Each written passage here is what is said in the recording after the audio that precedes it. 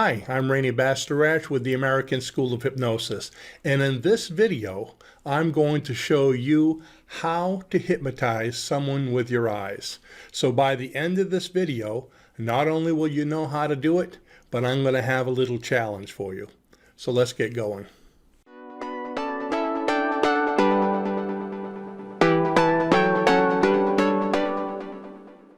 You know, many years ago, one of my first sales jobs I ever had before I got into hypnosis was working for a gentleman called W. Clement Stone. Now, a lot of you know W. Clement Stone. He was very famous. He was friends with Andrew Carnegie. He actually helped Napoleon Hill to write his, #1 seller, Think and Grow Rich. W. Clement Stone owned an insurance company called Combined Insurance of America. And that was my very first sales job, was going door to door, selling these little $20 and $40 accident hospital benefit policies. That was one of the things we had to memorize. But he had a very interesting course. It was probably some of the best sales training I've ever taken in my life. And one of the things he taught about was the hypnotic compelling force of the eyes. And that's what we're going to speak of. Now, what do I mean by compelling force? Well, think of compelling as suggestion. When I give you suggestion, or if I can compel you to do something, you may do it. Kind of like if I spoke to you and I kept on looking over there, not here in the video, but if I was right in front of you at home, and as I spoke to you, I kept on doing like this, you would eventually look to see what I was looking at. I compelled you to do something just with my eyes. So that compelling or suggestion is also known as hypnosis, because the definition of hypnosis is being open to suggestion. So if you can get suggestion across to someone, whether their eyes are closed and they're relaxed, or whether their eyes are wide open and you're just speaking to them, okay, so what they call waking hypnosis, as Milton Erickson did all the time, that is hypnosis. Before I get into the compelling force of the eyes, another example of compelling force or suggestion would be if I were to tell you, as we're talking in conversation, boy, am I cold. Oh, I'm cold, and it's actually warm outside. Oh, and I kept on acting like I was really cold, and you started to feel cold or uncomfortable. That's suggestion. Or if we're sitting at the table eating, and I go, this is sour. Have you ever told somebody something sour and started to act like it's sour and they start to pucker up too? Okay, try it sometimes. Act like something sour, or take a bite of something and go, oh, that's terrible. It tastes like sulfur. Even if it doesn't, and see when they put it in their mouth, if they don't say it tastes like something bad too. So you can tell somebody it's sour, it tastes bad, or it tastes great. This is the best turkey I have ever had. It melts in your mouth, even if it's tough, okay? And see what they say. That's a way of getting suggestion across to someone. So let's go to the compelling force of the eyes again. One of the assignments, okay, in Clement Stone's course was for us to team up in class and to go out over the weekend.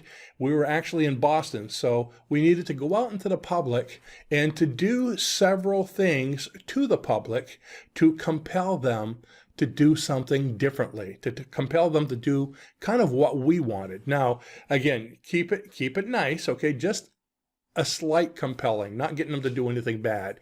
So I teamed up with this woman. Her name was Polly in class. She was from Vermont. So Polly and I went out to Chinatown in Boston. Actually, the course we were at was at the Hancock Building in Boston, the John Hancock Building. So it wasn't too far from Chinatown. So we went out to Chinatown. And as we were walking down the street, Polly and I stopped on a street corner. Now, this is around dinner time, so there was a lot of people there. And we were just talking, and then we kept on looking at the top of this telephone pole. I'd look at her, and we'd look, and, sometimes we'd point, but we're trying not to point. It's hard not to point at something, but we just kept on looking up and looking up. And people walking by were stopping all around us, and they kept on looking up. They're trying to see what we were looking at. So can you see how we compelled them? And we kept on looking. We had a good probably 15, 20 people standing around us looking at the telephone pole. And I looked at Polly and I said, That's a heck of a place to hang a bike, isn't it? And we just walked away. And people were looking at each other like, what was that all about? Okay, then we went into the restaurant. It was a Chinese restaurant, Chinatown. Why not try Chinese? So we went into a Chinese restaurant, and while we were sitting down at the table, it was pretty busy. We kept on staring at this blank wall. And I talked to her, and we'd stare at the wall. And we had pretty much, I'd say at least half the people in that restaurant, it was a small place, all staring at the wall, having no idea what they were looking at. Some of them were whispering. Maybe they were seeing things that we didn't see. So they all started staring at the wall as well. So it's kind of fun to be able to do that. Of course, we just continued eating our meal. Now, it's amazing what you can do with the compelling force of the eyes, just using the eyes alone. Imagine if you used different senses in addition to that for suggestion. But keeping with that, another thing that we were taught in this class, especially, this especially helps being an insurance salesman, was the magic wand technique, okay? This is my magic wand, my pen. And I would use it as a wand because I can get people to do what I wanted to do by using this pen as a wand. As an example, if I look at the tip of the pen and, without noticing too much, just do what you feel and see if you do this, okay? So I'm looking at the tip of the pen, and then I take it and I go like this and I talk to you. And then I might go over here to kind of put my hand pointing at something over here. And then I start talking to you. And then I have a book, or in this case, the contract, okay? And I would be talking to someone and going like this. Now, what was this pen doing?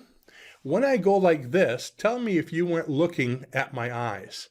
As I'm speaking to you, if I bring the magic wand to my eyes, you're looking at me, so I can smile and nod, which gives you the suggestion of approval.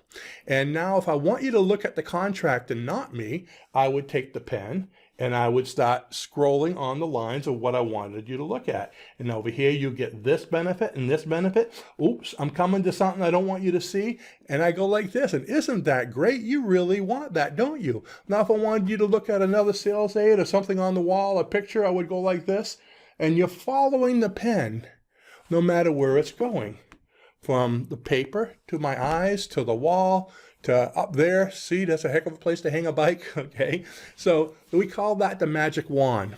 Great tool to use, and I use that for every sales job I had since then. I still use it today if I really want someone to pay attention to what I'm speaking about. So now, here's your assignment, okay? What I'd like you to do is I want you to try this for yourself. Use your eyes or do some simple, compelling suggestions to people within the next few days with your words to see if you can get them to do something out of their ordinary or normal routine. To maybe stop and look at something that they weren't looking at, to maybe sit over there instead of over here, just something simple like that. And I'd like you to go ahead and do it, and then come back and in the comments below, give me in detail what you did. And it's interesting to see, people experiencing this. And what we're going to do is we're going to go through the comments, take the best ones, and we'll create another video just on those and give your name. So make sure you put your name in there so we can give you credit for the one you did, because people might want to write to you and ask you a little bit more detail of what you did. So go ahead and give it a try. See if you can hypnotize someone with just your eyes, and let us know about it. Now, if you'd like to know more about compelling force, about suggestion or hypnosis, go ahead and download our, wait for it, free 446-page clinical hypnosis manual at the link below this video. So, look at me.